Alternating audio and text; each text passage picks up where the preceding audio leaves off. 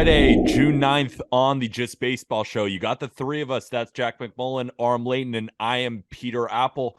We have a great Friday show ahead of you. We have sellers. We're going to go through every team according to Fangraphs that has a 5% chance or lower and identify some of the pieces that could be on the way this deadline. And there's a couple of teams that are below 10%.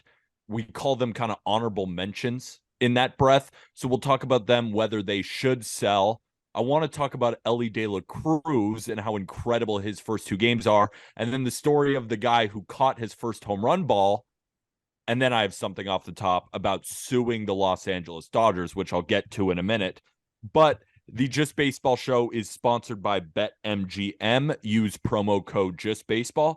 Sign up and deposit into your newly created account. Download the BetMGM Sports app on iOS or Android, or visit BetMGM.com.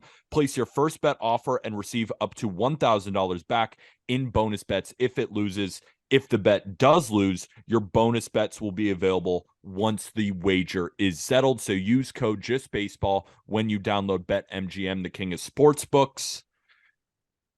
Call or text 1-800-GAMBLER if you have a gambling problem. But gentlemen, the reason why I want to sue the Los Angeles Dodgers, and Walker Buehler, who comes on every Monday, is a great guest, but at the same time, we got to sue him.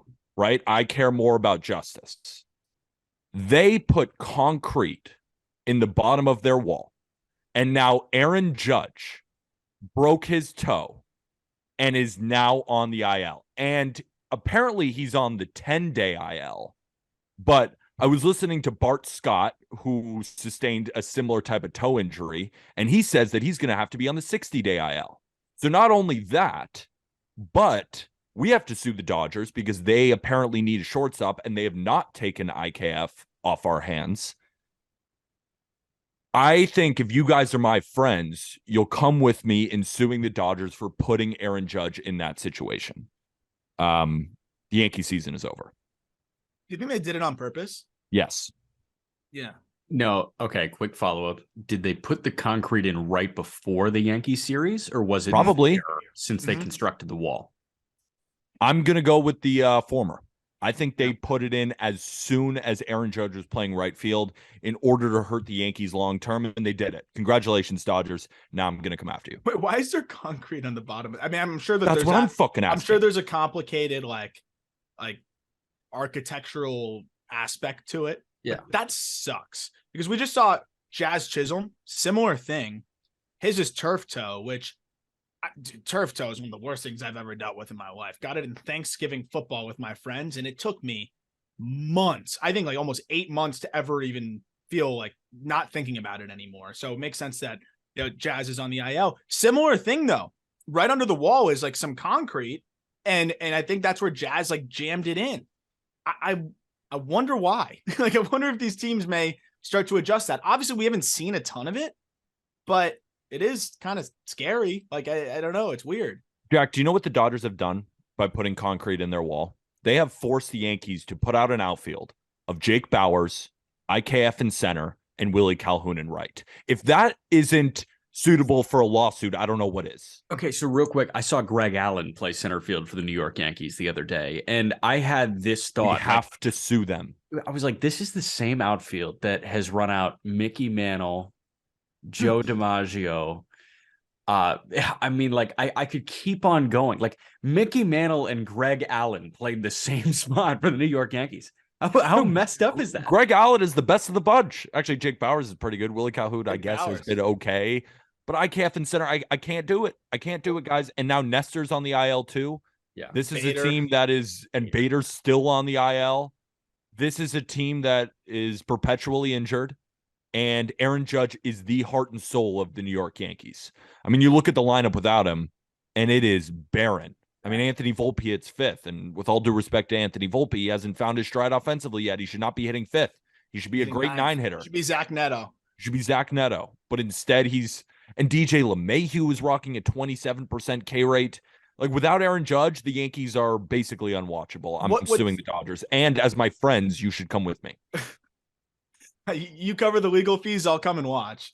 The one thing that does kill me is that Judge was starting to go crazy. Yeah. And that's the last thing I want to talk about on this. You look at the last 20 games before he went down. He was slashing 333, 473, 931. It's a 268 WRC plus. He had 13 home runs in 20 games. It became, when we were talking about it before the season, it was, is there any chance Judge repeats this? And 80% of people said no, he won't. During this stretch, if you ask me, and I think if you surveyed people, I think it'd be like 60-40 no. And I'd probably say he might do this thing. Like, he was on pace, pretty much on the exact pace he was on last year. And there was a legit chance he could have done 60 again. So that sucks too for baseball, and just sucks in general, because I mean, how fun would it have been to see Aaron Judge chase 60 again? And maybe he comes back in a week or two and he has a shot, but it'll be really hard if he misses anything more than 10 to 15 games to really replicate that. He played 157 last year. What is more fun, Alonso chasing 60 or Judge chasing 60 again? I think Judge doing it again. It's not even close to me. You can't say there's bias there, because I will clown the Yankees probably before I clown the Mets. There's just something about Judge and the way he goes about his thing. Also, just doing it last year, can he do it again? Is cool. But that said, I'm all in on watching Alonso chase something. That'd be right. I want to see somebody chase something. Baseball is better when somebody's chasing history. There's no doubt about that. We've got Luis Ariz chasing 400 right now. That too. Yeah, but that's who cares? A real chase. Who cares, right? Didn't Brian Kenny say who cares? No way he said who cares. Did he Brian Kenny had something about Brian Kenny. I mean, it would be on brand for him to say who cares about something related to that. Also, while we're on the topic of the Dodgers, before we move on to all the buyer seller stuff, I remember there was last time we recorded, the three of us together, I was like, there's something I wanted to mention and I can't remember it. It was driving me nuts. And I was like, something I really wanted to talk about. It was really important. I just remembered what it was last night.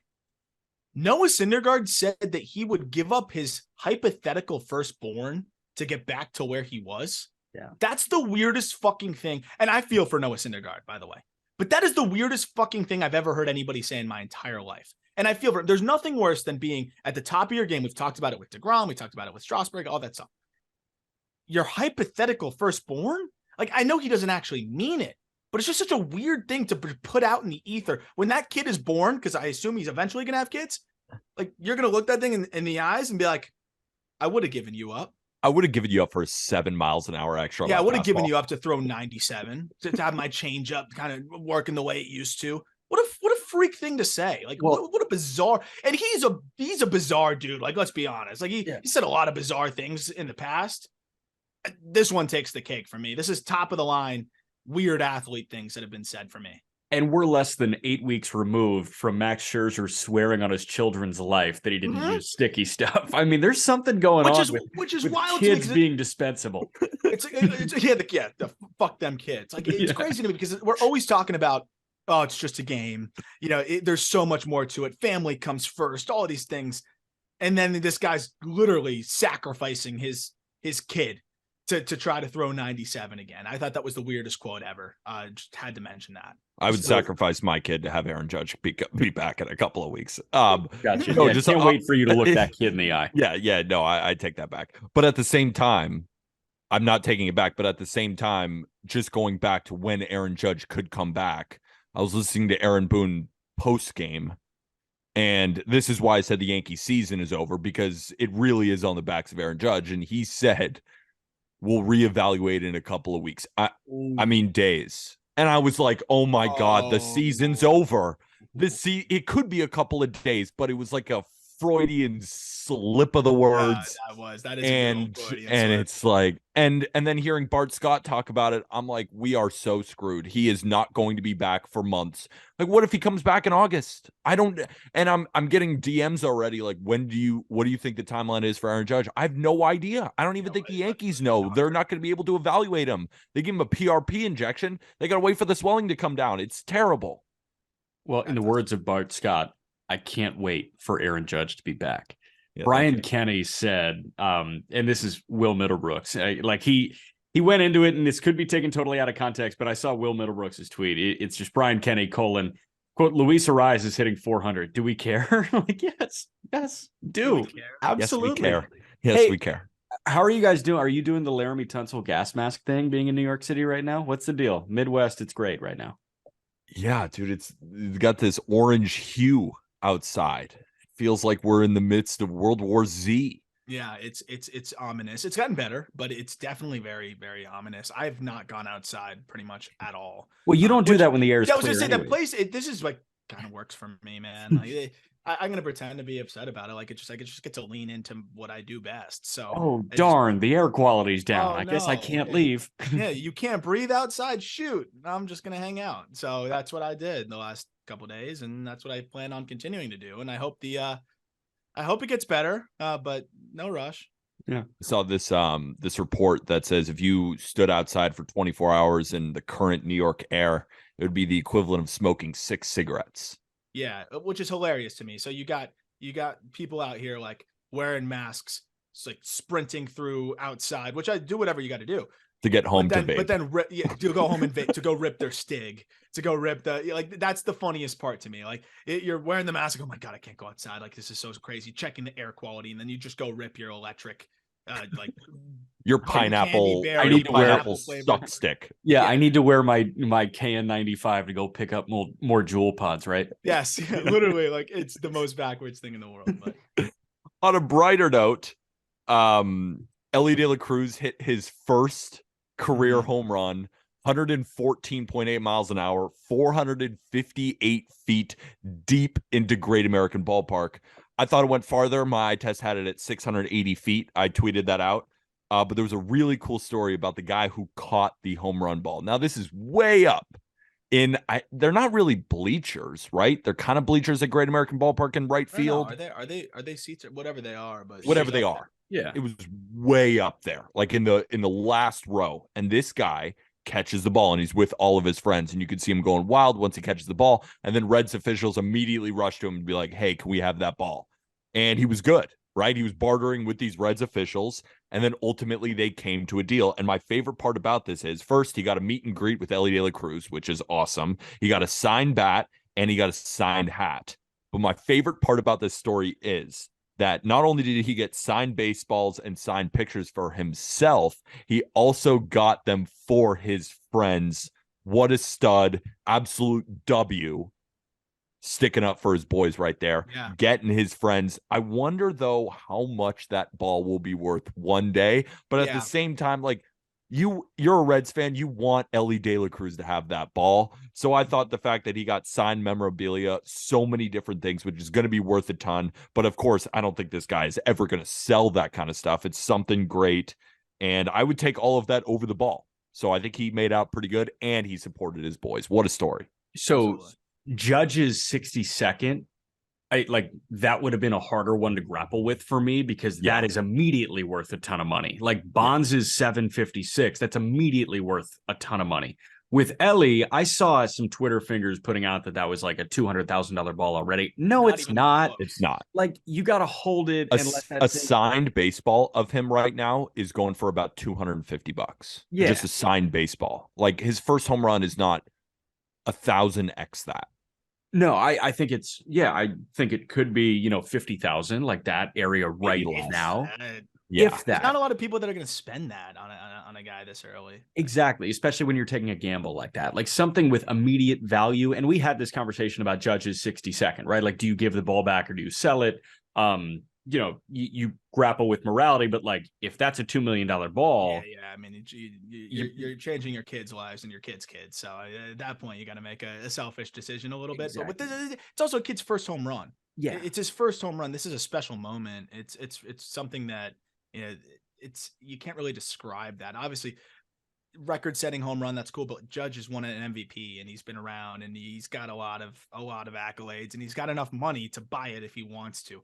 Elly De La Cruz signed, he's going to be rich, he's going to be very successful, but he signed for $65,000 and is just now making real money. He's probably has some 21 years old. Yeah, like why should he have to mortgage deplete his bank account to try to pick up his ball and get his baseball? Like that's crazy. That's the thing. People assume that Elly's just like rich as shit right now. Like Elly doesn't have much money at all compared to the big leaguer, like the average big leaguer right now. Like if you looked at I don't know, just a rando on the Cincinnati Reds, they have way more money in the bank account than Elly De La Cruz does. But the thing is, Elly De La Cruz is already better than most big leaguers. I've seen enough. Correct.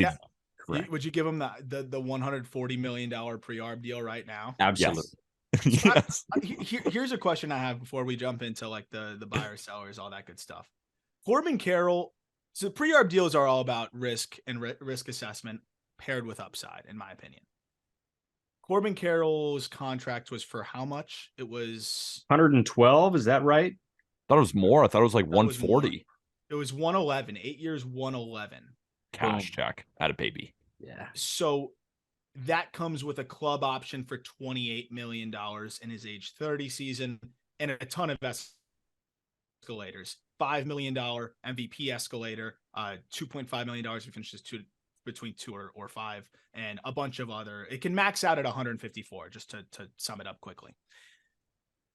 Would you give Elly De La Cruz that yet? Yes. Like you can get excited and say yes. He also struck out twice yesterday. So like there is but he also still. fastest home to first time or fastest home to third on a triple. I would do it. I don't care if I lose the money.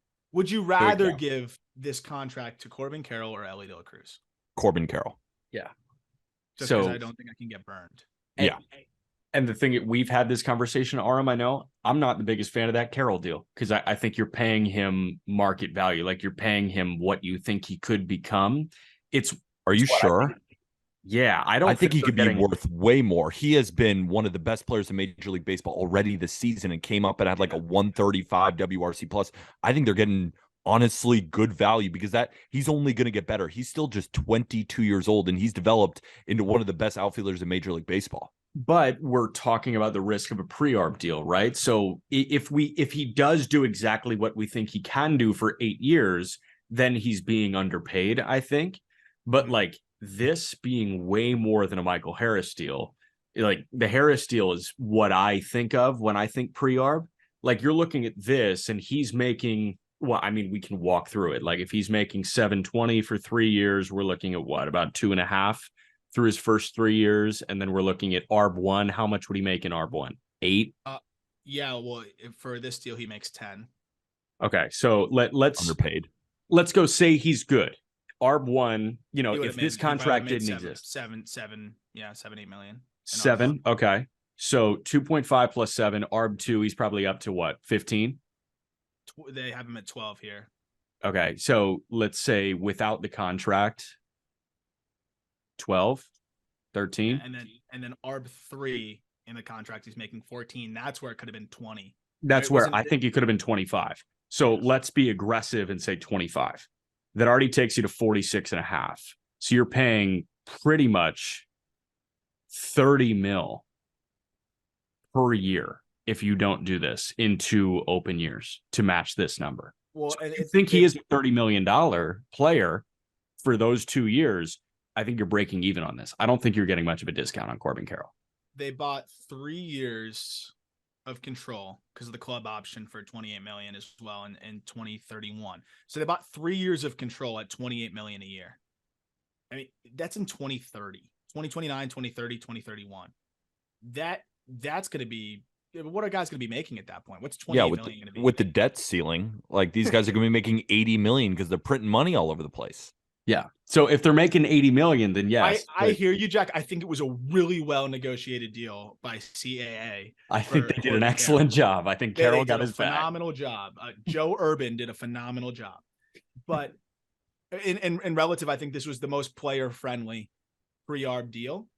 That said, I don't know if I give this one to Elly then, because it kind of has the lack of risk around Corbin baked into this. So I think the Reds have to figure out a way to give him a pre-arb deal once they get a couple months of action here, because that's the only way they're going to be able to keep this guy, similar to like the Rays did with Wander. I know Elly comes with more risk, but I think this is a risk they have to take. They were looking at Ashcraft. They were looking at Lodolo. Felt like they were kind of forcing the issue with those guys a little bit. Those are not the guys you should extend. Pay Elly, and you can backload it. You don't have to worry about it for a little bit, and they're already seeing the attendance go up. I think they should make some. They'll make the money back on that deal. He's going to be the number one selling jersey. Thing is with Elly too is that he's box office, right? Like baseball is a business too. So even let's say he does get hurt, whenever he's playing at the ballpark, he's going to sell more tickets than any rookie right now in Major League Baseball. Like Corbin Carroll might be better, but I'm thinking that he could sign a Michael Harris type deal. Like the Braves, Michael Harris is off to a really rough start, even though he's been heating up slightly in this past couple of games. I would offer him maybe that deal, maybe not as big of a Corbin Carroll deal, but if he hits 20 home runs this year and hits and steals 30 bases in the next 100 games, you have to lock him up now because he's too box office to ever think about letting him go.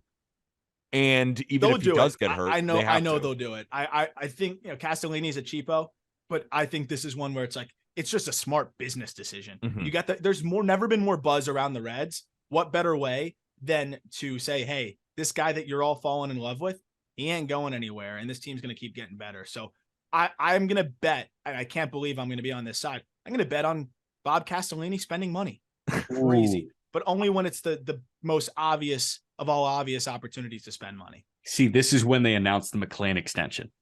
Like right now is when McClain's getting the 5 years, $45 million deal. He's getting the Nico Horner deal. Yeah, exactly. How much WAR do you think this motherfucker has in 2 games? 5. 0.3. This dude has 0.3 WAR in 2 games. That's crazy. It's nuts. The way I said it on the He's on pace for 100 WAR. The way I said it on the call up today when we did the Brewers top 1, we started with top 10. We did it with we started with Elly De La Cruz, and Aram asked like just my overall takeaway, and I said it's just fucking hilarious like what he's doing. He makes me feel like a little boy.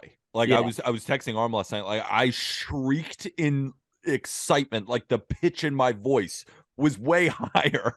It felt like watching Shohei for the first time. Like you're in awe of this kid. He's 21 years old. He's 6'5", 210 pounds. His first home run off Noah Syndergaard. He hits the ball high and in. It wasn't just some dinky fastball right down the middle. No, this was up and in on his hands that he cranked 460 to right field. Then the following at bat, he hits a freaking low liner into right center and darts out of the box. 10.83 seconds from home to third. That was the fastest in Major League Baseball this entire season. And even his first at bat, right? Going back to the game against Tony Gonsolin, works a walk when you could tell that Gonsolin didn't really want to pitch to him. Wanted no piece of him. He swung and missed in his first swing. And it was like, all right, I got the little jitters out, right? I tried to take that home run swing, worked an AB, worked himself on, and then scored. Like he had a run scored before he had an official at bat. Yeah. I don't know how you can't give this guy $400 million today. Give him the J-Rod deal. Yes. No, give him the Judge deal. Oh, just a straight up contract. All right, buyers and sellers. Let's do it. All right. So what I did was I went on Fangraphs and I looked at roster resource, and what you can see is what Fangraphs gives each individual team a percentage of winning the division or making the playoffs. I just looked at the teams' percentages to make the playoffs, and I gathered all the teams that are below 5% and a couple of teams that are below 10% that we should talk about. But I found a bunch of players who I think should and could be available at the deadline for contending teams to kind of bring their names to your attention to potentially be on the lookout for these guys. Because there's a lot of quality players on less than quality teams. So do you guys want to start with the American League or the National League? Either.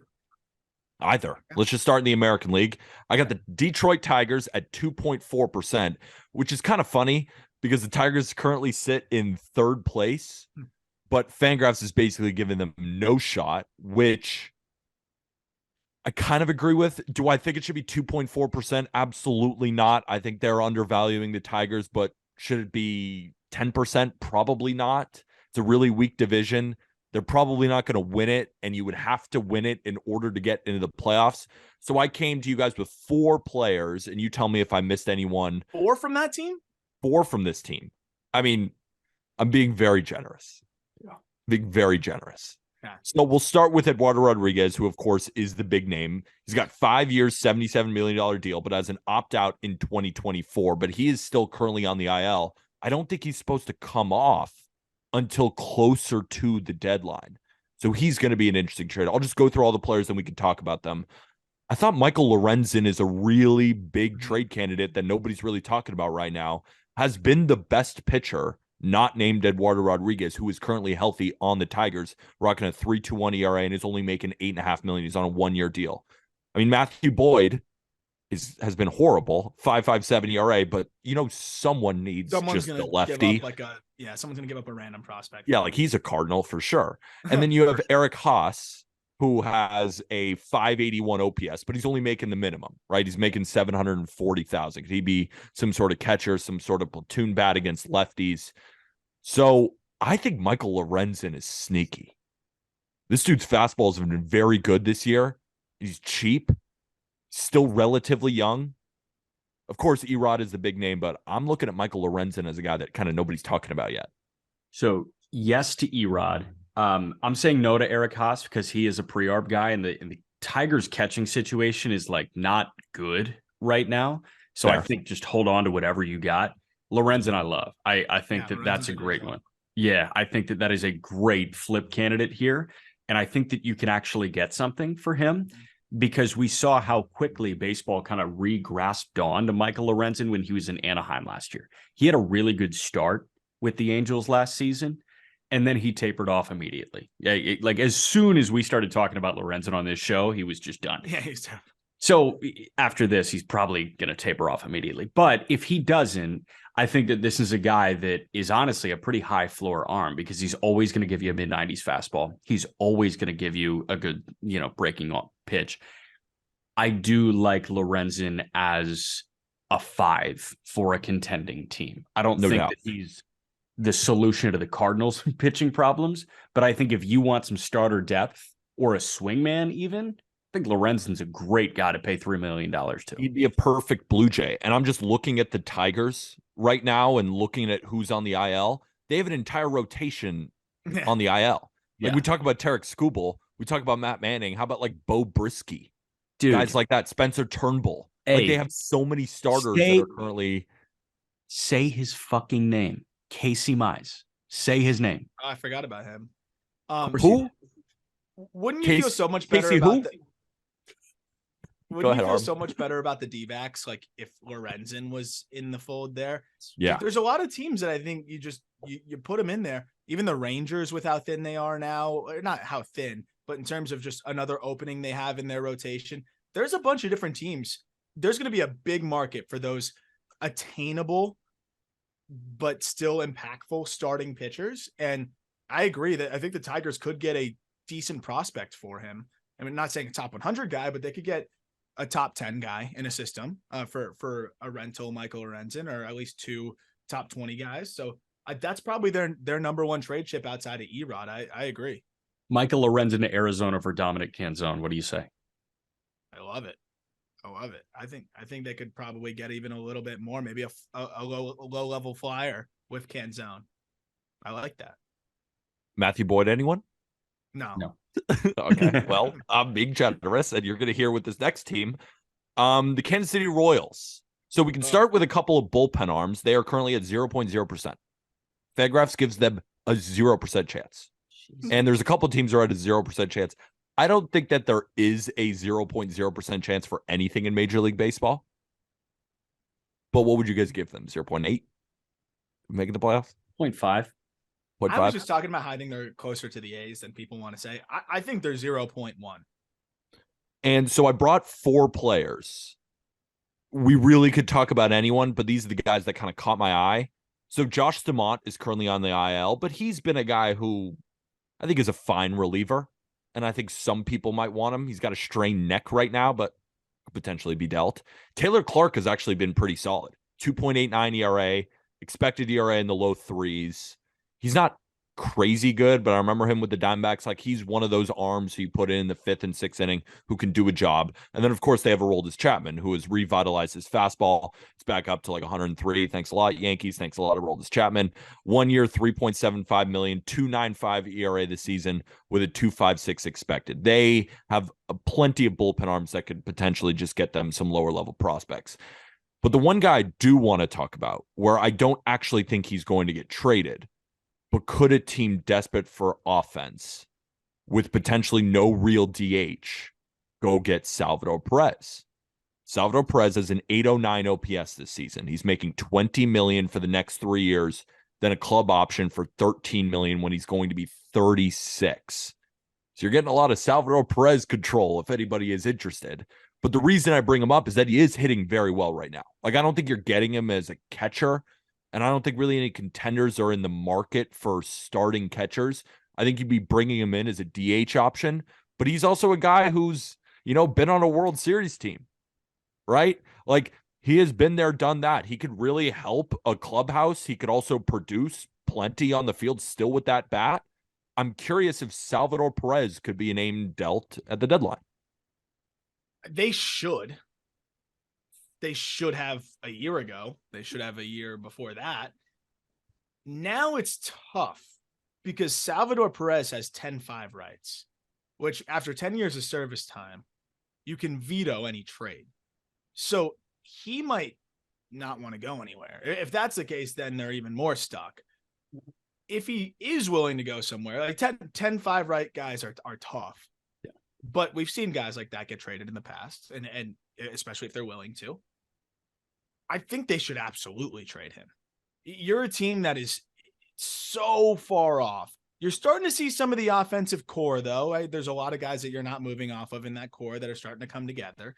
And you need to find pitching. You need that system to be better. And you can get some good pieces for Salvador Perez. You're not going to be good within the duration of Salvador Perez's contract. And this is one of the few assets outside the guys that you mentioned that can actually bring you a return. To me, it's a no-brainer to trade this guy.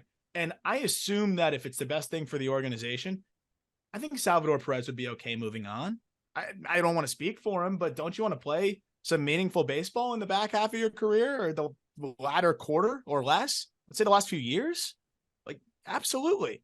And there's a lot of teams that could use him in a DH and catching role. Even though he's not the best defensive catcher in the world, we know what he brings to the table. We know what he can offer for a pitching staff. They should absolutely deal him. And we could list probably 5 teams off the top of our heads that would be immensely better as contenders with Salvador Perez. Yeah. No, I mean, San Diego jumps out to me. Miami, if you want to view Miami as a contender, jumps out to me. I mean, any team that could use a catcher occasionally and then a bat in general. So I like the Mariners too. I like Seattle, but yeah, and you could slap him in the DH role. No, I don't hate that at all. You could get Cal Raleigh off his feet a little bit if you want. Potentially you could, I don't know if the Guardians would do this, but they certainly need a bat. It's within the division and they still have Bell and Naylor, so probably not. I'm just thinking about potential contenders who need a bat. Yeah, it could be. I think they're all the way in on Bo Naylor. They have to if they have. No, but you wouldn't be getting Salvi to catch. You'd be getting Salvi mostly to play, catch in the meantime. If he's not catching, he's vetoing. I think he's vetoing that shit. Yeah, he might. I also think kind of piggybacking on what Aram's saying, Salvi might be prepped for that, emotional goodbye to Kansas City. Hey, this is the organization that gave me my start, and it's going to be a great tribute video. Do you really want to be in Kansas City when they lack a direction right now? I don't think he does. I think that's a perfect assessment of that. Chapman is the one that jumps out to me. Chapman's got to move. Chapman has to go to a contender. We saw the fever for high leverage relievers a couple deadlines ago. Craig Kimbrell got the Cubs, Nick Madrigal and Cody Hoyer. That hasn't worked out too well for the Cubs, but at the time, that was a guy with closer potential and a big league second baseman. If Chapman can get you anything close to that, you're looking for quantity over quality at this point. Ben Brown for David Robertson. How many times are you bringing that one up? If they can get, and I know Ben Brown's exploded since, but you can get a good prospect for Aroldis Chapman. A lot of teams are going to want Chapman, a guy that's been there, a guy that can pitch in the big moments, that looks back to Chapman. And you assume that he's reports are good. He's carrying himself the right way in Kansas City. Someone's going to take a chance on him. And he's been great. So that's got to be the most inevitable and most solid trade chip I think they have. And then if a team is willing to pony up on Salvador Perez, the question is this: would you give Salvador Perez, if he was a free agent this coming season, 3 years, $60 million? No. Hell no. No.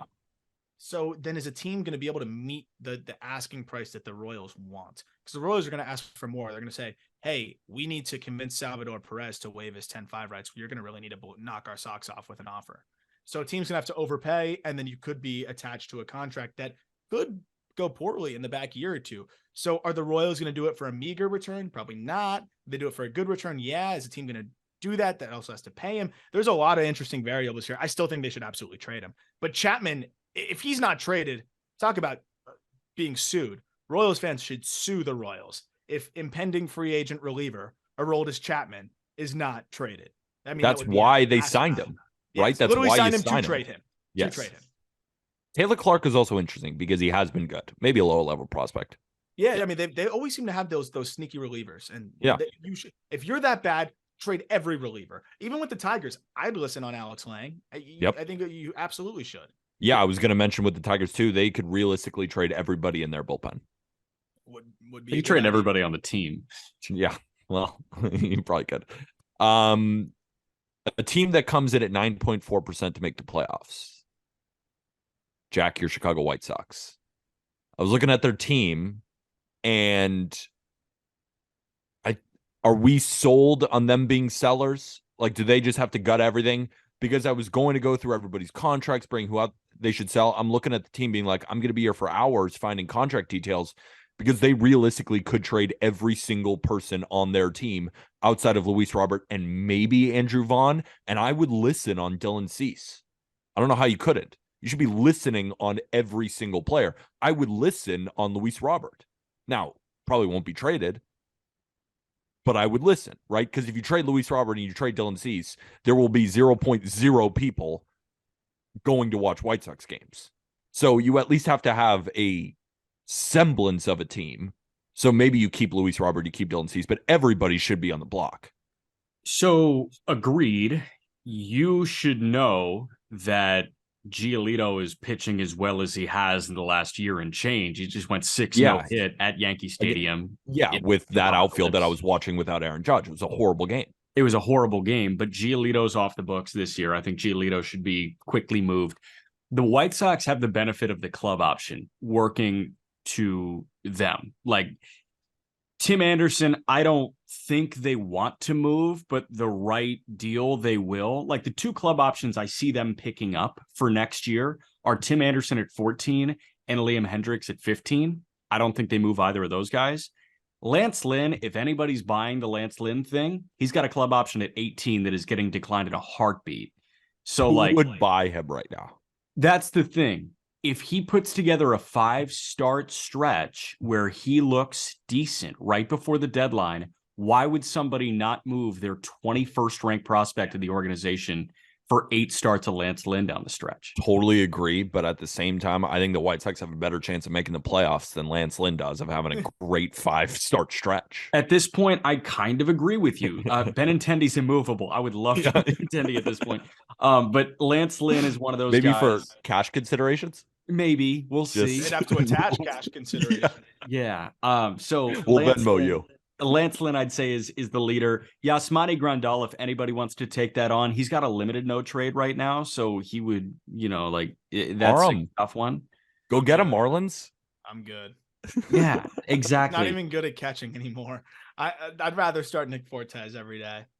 The ones that I really like are Joe Kelly, Kendall Graveman, Reynaldo Lopez. Like anybody that can get you a semblance of value in that bullpen, just go do it. Yeah. Clevenger. Clevenger. It's a mutual. Would you trade Andrew Vaughn? I would in the right deal. I would too. I think Arm and I were just talking about Vaughn. Like, I think Vaughn hits arbitration next year. And he's That's like a insane. DH who has like a 780 OPS. That's the thing. We're waiting for Vaughn to be this career 850 OPS guy, and he's just a 740 OPS guy. Like, it's just not happening. Out of position. Yeah. First.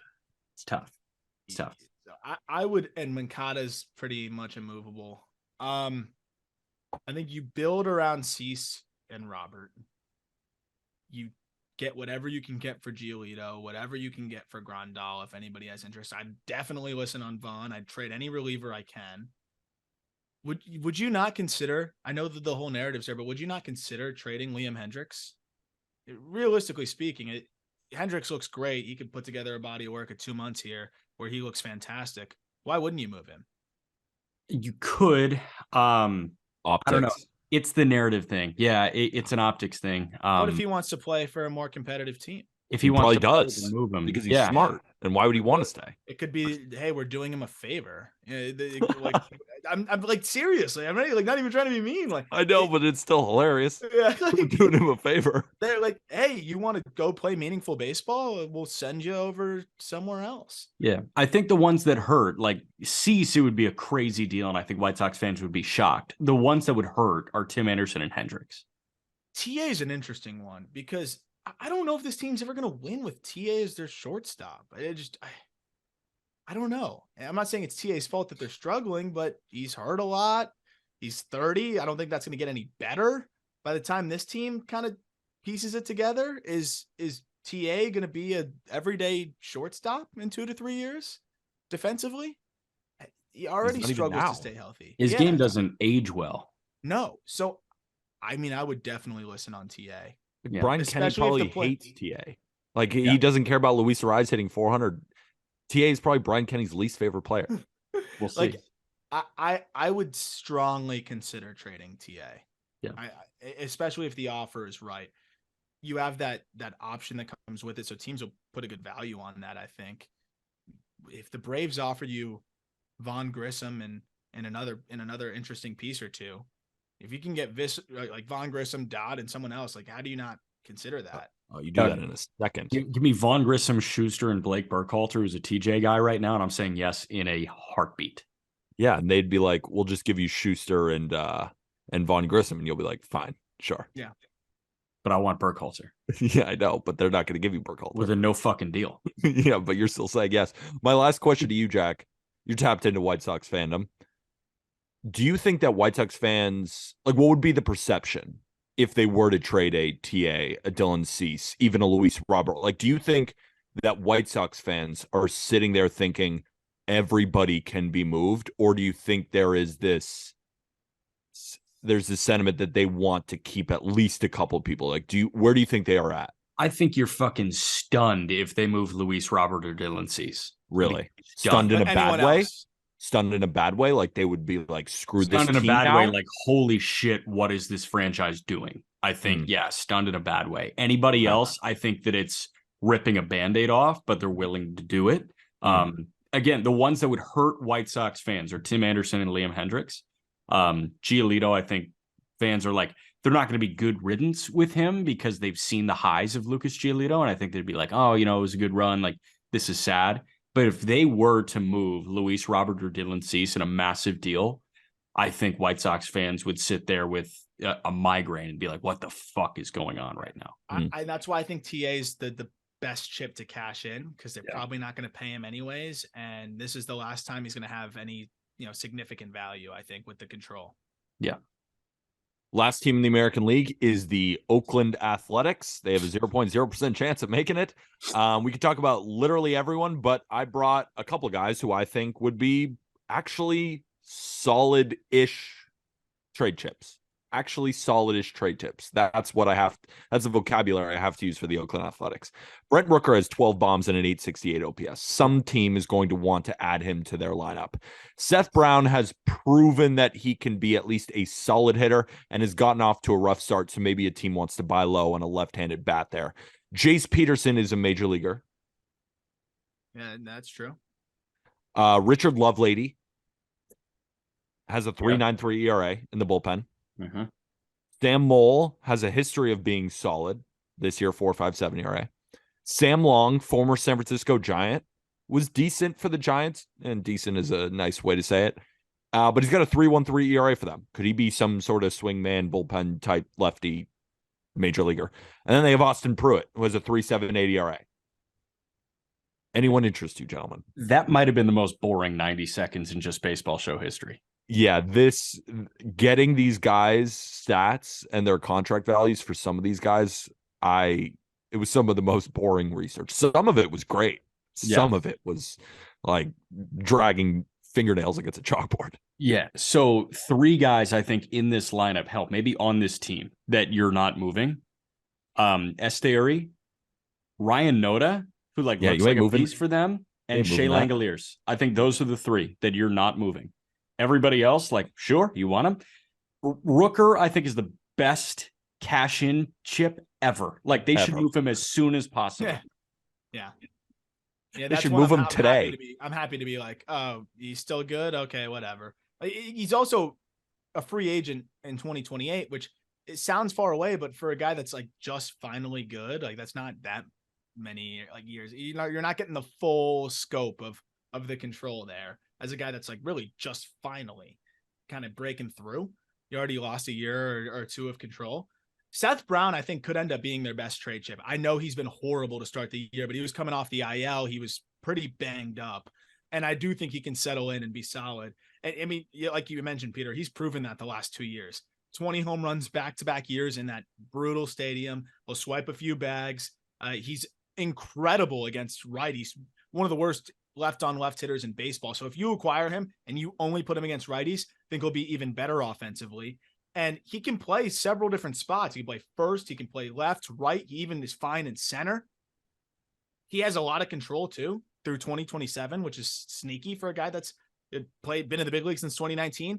I would absolutely try to get something for Seth Brown. I think this is going to be huge for them if he can play well for the next month or 2. If not, they'll probably just hold on to him, though, and let him play better next year because all the control he has and just sell higher next year. So they're kind of in the driver's seat with Brown. Everybody else, you're not getting anything for any of those guys. Guardians potentially for Seth Brown. Mariners, again, I'm just looking at contenders who need bats. Sure. No, but Arm kind of hyped me up. Not hyped me up in terms of hyping up my thoughts about Seth Brown. I mean, that's a good player. He's a decent player. Would they ever move Ramon Laureano, or is he just going to retire in Las Vegas? Do you think he makes it to Vegas? He's struggling to get playing time on the A's. He's got a 92 WRC plus, a .6 F4, 5 home runs, 6 stolen bases. Yeah, sure, move him. Yeah. Someone going to take that? Yeah. Someone will take that. But a bad defender when he was the best defender in the world 2 years ago? How did that happen? Aram loves Ramon Laureano. He wants him to be a Marlin. I don't. I'm so happy to not have him. I did. There was a phase and a point in time where I did want Ramon Laureano, but not anymore. He is having his best defensive season in a while, finally, now that they've just fully moved him out of center. But someone might take a flyer on him. Other than that, this team, I don't see how they get better, organizationally, other than just drafting well. Moving on to the National League. The Nationals have some interesting trade chips, and Fangraphs gives them a 0.0% chance of making the playoffs, which is a little bit much. I think the Nationals have been moderately competitive this season, but at the same time, they will sell at the deadline because they should, and they have a lot of good pieces. Lane Thomas is having a great season. He's currently, I think, in year 1 of arbitration. He's got a couple more years left. In 2026, he's going to be a free agent at age 30, and he's rocking a 791 OPS. He is one of the worst defenders by outs above average in Major League Baseball, but he is hitting and would be a bat on the market that I think a lot of teams should key in on. Another bat, Heimer Candelario, 1 year, $5 million, 772 OPS. They have Joey Meneses, who's making the minimum right now, slashing 305, 352, 397. Now, the power isn't there, and it makes sense because he went on this crazy power surge at the end of last season, but he's not really the power bat. But again, he's hitting 300. And also Corey Dickerson, right, has been on every single team in Major League Baseball.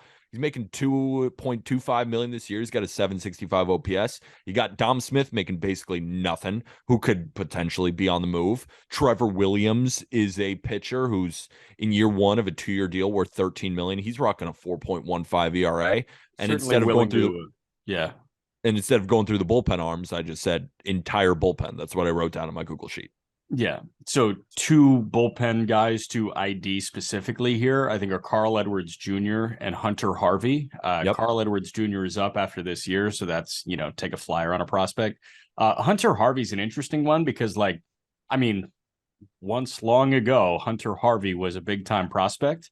Not anymore, but he's kind of found himself this year, I guess. He's having a good year in the Nats bullpen. Hard. And he's got 2 years of ARB left. So that can actually get you a real piece because you're trading a controllable reliever to a winning team. So I'd say those are the 2 that jump out to me. But Candelario could be one of the better bats at the deadline. Yep. Which is crazy to say. I do think this deadline is going to be kind of thin in terms of the talent, especially on the hitting side. Candelario might be one of the better pieces available. He's a good defender. He's been swinging it really, really well for him, 108 WRC plus, but I think he's kind of been swinging it better than that. Like, I do think he's going to settle into 112, 115 with the defense at third. I think that's a guy that might be one of the more coveted because you don't have to give up your entire farm, but I think there's going to be a moderate bidding war that ends up getting the Nationals a couple nice prospects for him. I wouldn't trade Meneses just because of the control. Obviously, if someone knocks your socks off, you do it. But I would hold on to him even though he's older because of the control. Because this Nationals team, as we're seeing, I can imagine this team being good, decent next year and good in 2 years. You could start to see the core slowly coming together. They've got some arms. I would love to move Trevor Williams if I were them. I think they could get maybe a bidder on that. But I think Candelario might be one of the best options available on the trade market. So that should be a good return for them.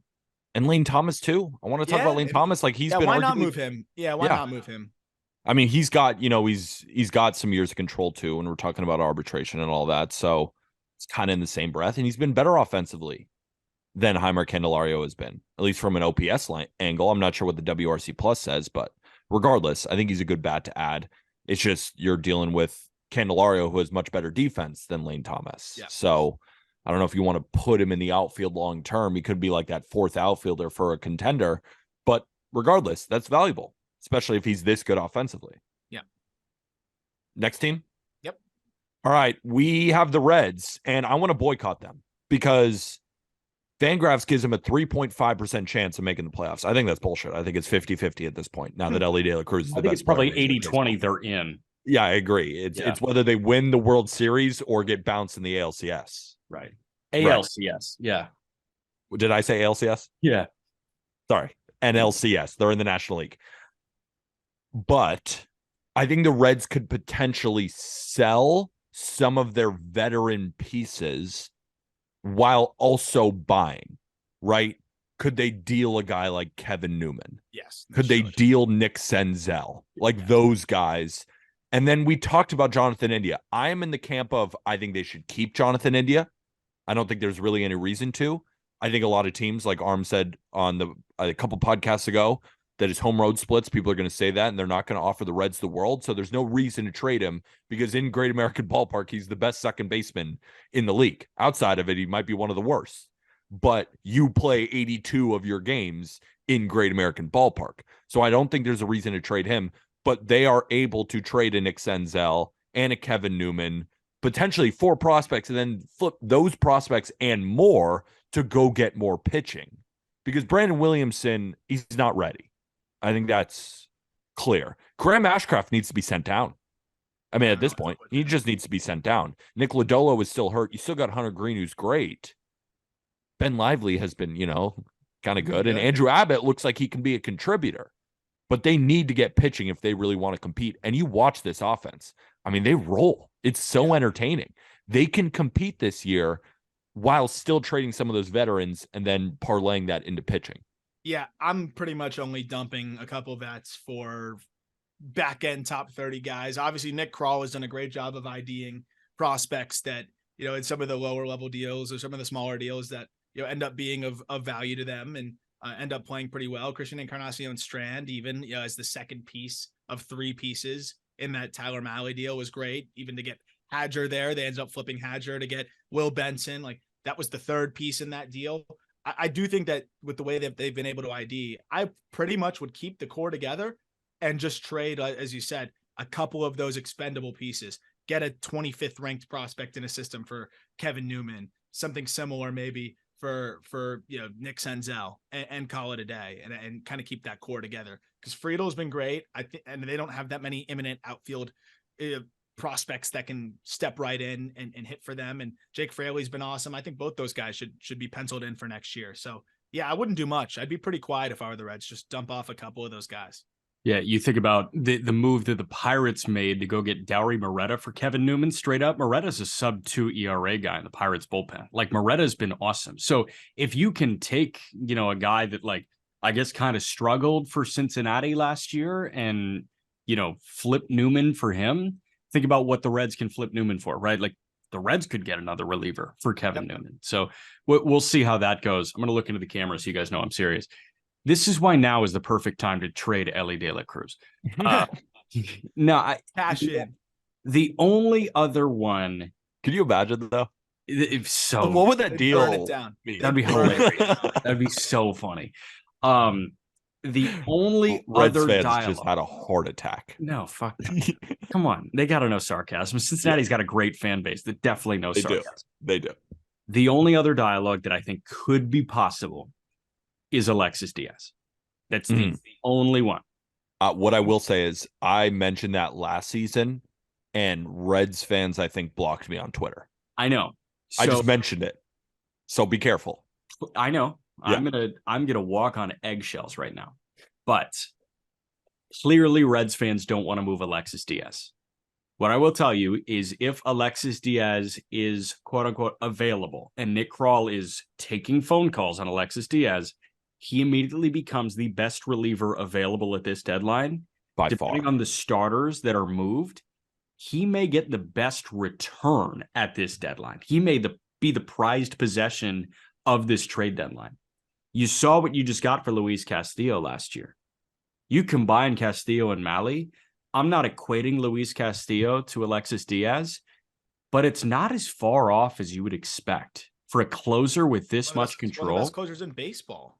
Right? So if you're looking at that type of Castillo return, even a subdued version of that, ask Reds fans, would you accept the Malley return for Alexis Diaz? Because I think it would be pretty close.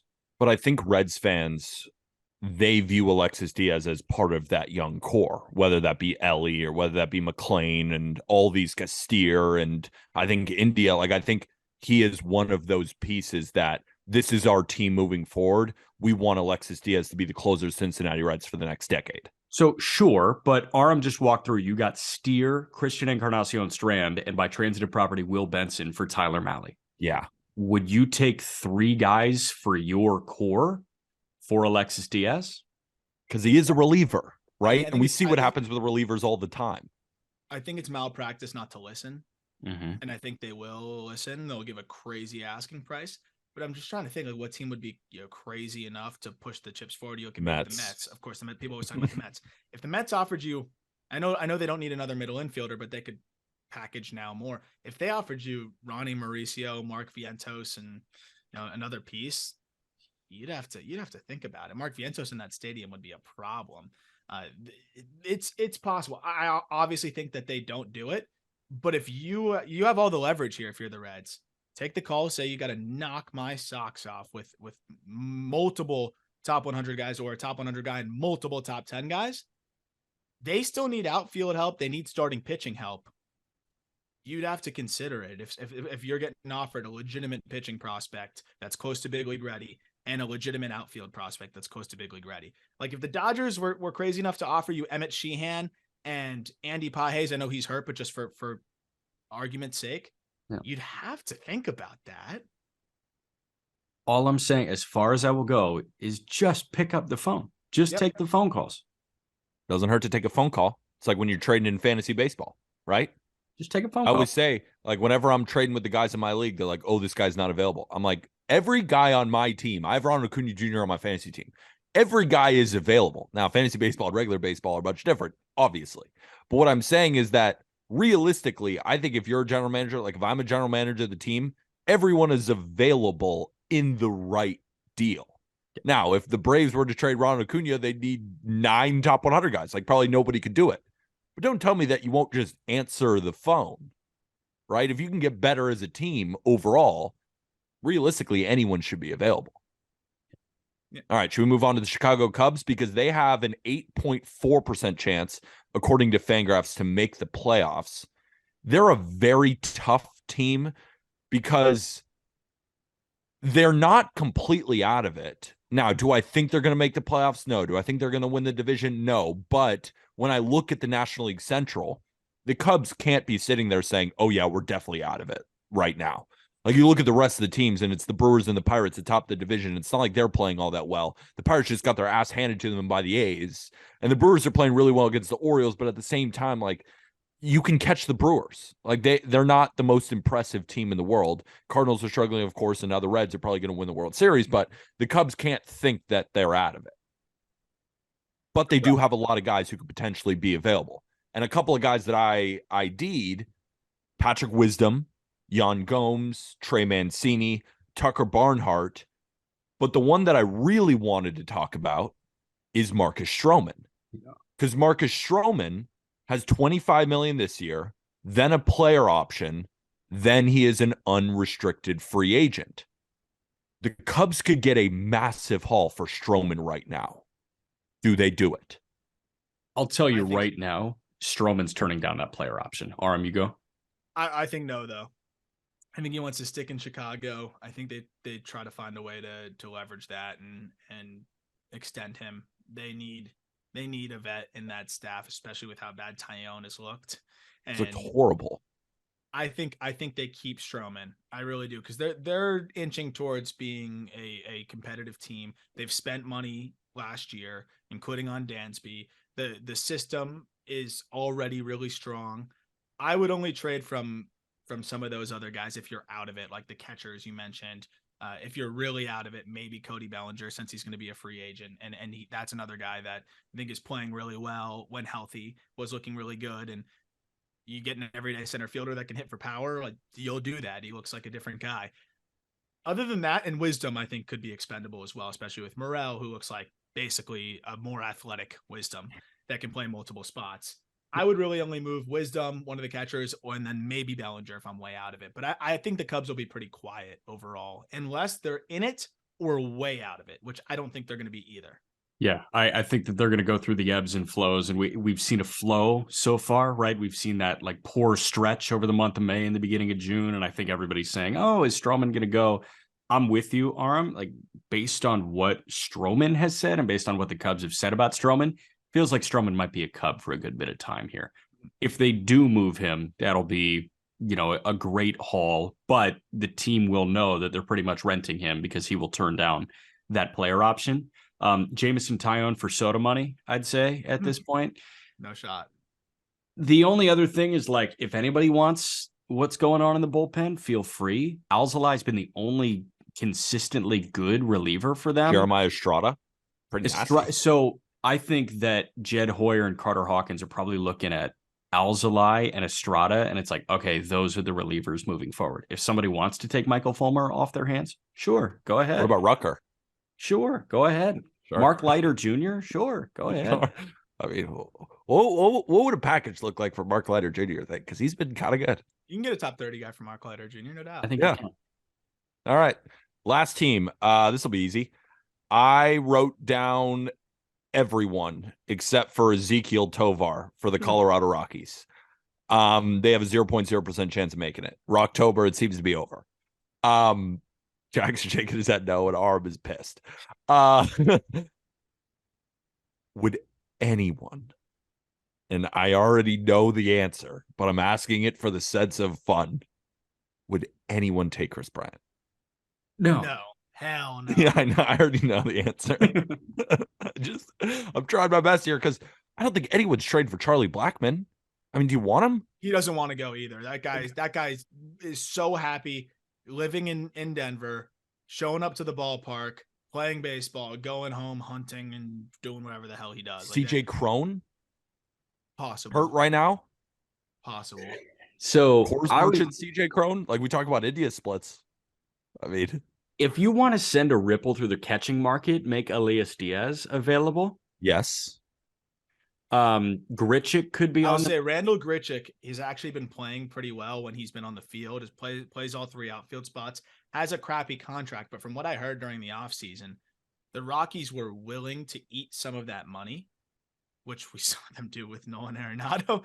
They were willing to eat some of that money to get a better return and to move him. So I could see Grichuk getting moved. I actually wouldn't be surprised at all. Yeah, and Grichuk, like what, he'll be owed, I guess, 4.5 after that. He's coming off the books next year, and if the Rockies eat 2 of that 4.5, he's worth it at that point because you're getting a good bat that is equivalent to, I guess, an $8 million player. Profar, maybe.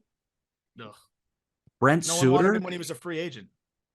Can we talk about this Rockies bullpen though? Because I like this Rockies bullpen a lot. I bet on them a lot of the time. Suter's going to get an 8-year extension, right? Obviously, because he's earned it. Yeah. No, but a reliever that I'm looking at that I think could be like the next Adam Ottavino out of Colorado. Justin Lawrence. I'm obsessed with this dude. He comes in 2-inning spurts and just dominates, and his sweeper is so nasty. He's rocking a 3.41 ERA and a 2.75 expected ERA and plays a lot of his games at Coors Field. He's sweeper sinker. This dude is nasty. I think he's one of the best bullpen arms that's going to be available at this deadline. I think he's great. You got Jake Bird, who I also think is very solid. He's rocking a 3.12 ERA for the Colorado Rockies. Of course, you have Brent Suter there. And Daniel Bard, man, 1.04 ERA for Daniel Bard. Now, he's probably not going to be a closer. Yeah, good for him with the anxiety stuff. Moved out of the closer role, really struggled, and then now has found his way back into being a solid middle type reliever. They have a lot of good ass relievers. I can guarantee you teams will be lining up for Brad Hand. He is just one of those guys that he's just beloved, I feel like, by everybody in the World Series, in the baseball community. Whoever team gets Brad Hand is going to go to the World Series. And that's going to be a guy that I think gets you a decent prospect. The Rockies are in a good spot if they actually decide to trade from some of their bullpen, and one or two of those guys. Elias Diaz could get you a nice return. So I could see that, but Rockies will be active. I think I really do believe that. Elias Diaz is hitting 304 with a 467 slugging percentage. Yeah, I know. Kind of sick. So that'll do it for all the sellers so far. We're probably going to do another update later, maybe in this month or maybe next month, just to find more teams that find themselves in these type of buckets where they're most likely going to be sellers. So we'll be IDing a lot of these players moving forward, but wanted to bring it to everybody's attention because right now it is June 9th and we're not that far off from a trade deadline. And there are definitely some teams that will be on the phone because some of these deals happen early. So you could potentially see some of these moves happen earlier than later. We saw with the Blue Jays, right? Blue Jays could easily go get a Trevor Williams or any of the starting pitchers that we named, maybe a Michael Lorenzen from the Detroit Tigers after sending Alek Manoah down. So that'll do it. Hopefully you guys all have an amazing weekend. Thank you again for listening to the Just Baseball Show, brought to you by BetMGM. Use code JustBaseball when you download. But again, call or text 1-800-GAMBLER if you have a gambling problem. The best way to support this podcast is to get yourself some Just Baseball merch. I'm rocking my hat. Jack's got a sick crew neck on, and Arm's rocking our polo. Those are all available in the Just Baseball merch store. But again, if you don't want to spend a dime, no worries at all. If you could rate and review this podcast 5 stars, whether that be on Apple or Spotify. And if you're watching on YouTube, let us know some players that maybe we missed when talking about the sellers and some potential fits, maybe buyers that, maybe your favorite team is a contender and you want some of these guys. Let us know in the YouTube comments. For Jack, for Arm, I'm Peter. Have a great weekend, everybody. And with that, thank you, everybody.